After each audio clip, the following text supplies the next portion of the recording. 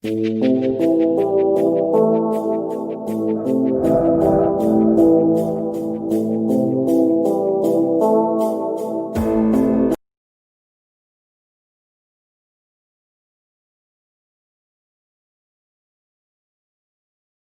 inside a computer program?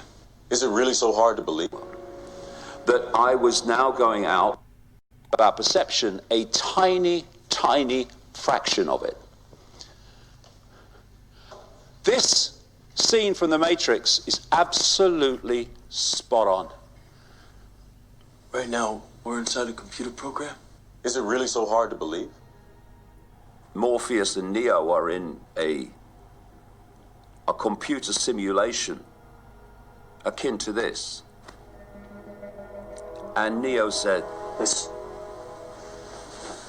isn't real? This isn't real? And Morpheus said, What is real? How do you define real? If you're talking about what you can feel, what you can smell, what you can taste and see, then real is simply electrical signals interpreted by your brain. And that is all this reality is. You've been living in a dream world, Neo. This reality is nothing like we think it is. Up to the 1920s, mainstream science said there was one galaxy, the Milky Way. Less than 100 years later, the highest estimate is 2 trillion galaxies in the universe. From 1 to 2 trillion in less than 100 years? As Socrates in ancient Greece is supposed to have said, wisdom is knowing how little we know. Planet Earth is by comparison the equivalent of a billionth of a pinhead. Look into the night sky. Look at that blaze of stars and lights. Do you see everything that exists in the space that you are looking at? And most people would say, yeah, well, of course, mate, yeah. And yet, that is not even fractionally true. According to mainstream science, the electromagnetic spectrum is 0.005% of what exists in the universe, in energy and other forms. But visible light, which is the only frequency band that we can see, is a tiny smear of the 0.005%. Humans are basically blind to what exists. This could be some simulation. It could. Do you entertain that? Well, the argument for the simulation, I think, is quite strong. This is real? When I touch that It feels wood? very real. Where are you? Where are you really? Right. You aren't anywhere. Well, where's... You're in the computer. What defines where you are? Meanwhile, your experience Why is do you radically think you're different. where you are right now? You might not be. I'll spark up a joint if you keep talking. Your manager's going to come in here. We might have to lock the door. Right now, you think you're in a studio in LA. That's what I heard. You might be in a computer. We experience what is apparently a physical world, a solid physical world where everything is apart from everything else. And it appears to be outside of us, but it's not. Not in the way we experience it. The world out there that we experience as out there is actually in here. What is Wi-Fi? It's information carried in radiation fields. But you get a piece of technology called a computer, and it will tap in to those radiation fields, and it will decode them into a form on the screen which is absolutely nothing like the field is in its prime form.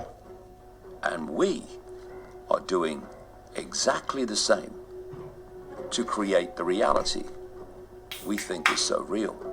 We live in a sea of information, of possibility, of probability, just like Wi-Fi. And through what I call the biological computer, the decoding processes of what we call the body, we are decoding information from that Wi-Fi field and putting it on our screen, which exists in here. When that construct takes place, we perceive what we believe to be an external world around us, but actually it's only going on in our heads. Think of the ear. The ear is taking vibrational information that we call sound. It's turning it into electrical information. It's communicating it to the brain, which then hears the sound. There's no sound passing between us. We hear sound only when we decode it. As I speak now, my vocal cords are creating a frequency field of information. Only when you decode those words in the way that I'm describing do you hear what I'm actually saying. We seem to be living in an external world of solidity when we're actually living in an illusory world, which in the decoded form is holographic. When you see how close virtual reality is now getting to the reality we're experiencing, and the people at the cutting edge of this field say it won't be many years before you won't be able to know the difference. We have that HTC Vive here, and I've only done it a couple times, quite honestly, because it kind of freaks me out. Sure. My kids fucking love it, man. They love it. They love playing these weirdo games and walking around with that headset on. But part of me watching them do it goes, wow, I wonder if this is like the precursor. Just sort of like if you look at that phone that Gordon Gekko had on the beach. Yes, And then you compare the big that. cell phone. Yeah, you compare that to like a Galaxy Note 9. Sure. Like how the fuck did that become that, right? And I wonder when I see this Yes. HTC Vive, I'm like, what is that thing going to be 10 years from now when we're making fun of what it is now? What is it? How ingrained and how connected and interconnected is this technology going to be in our life?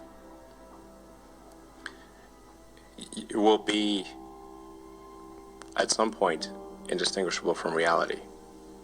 How do they manifest these virtual realities? By using exactly the same systems of decoding that we use to create this one. The gloves hack in to the touch senses. The headsets hack in to the sight senses and to the ear senses. And so what these games are doing is they are hacking in with an alternative source of information into these decoding senses that we use to create this reality, and that can appear to be so incredibly real. You're going to see people react to what is merely information being fed to their senses.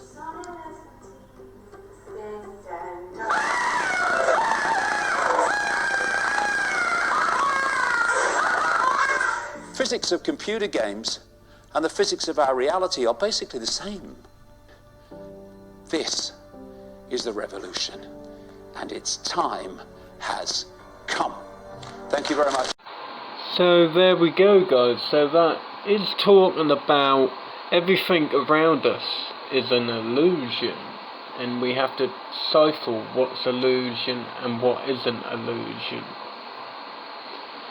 So next video will be part 2, and this will have to be continued. And love and light until the next video. We will be continued from where we left off. Love and light.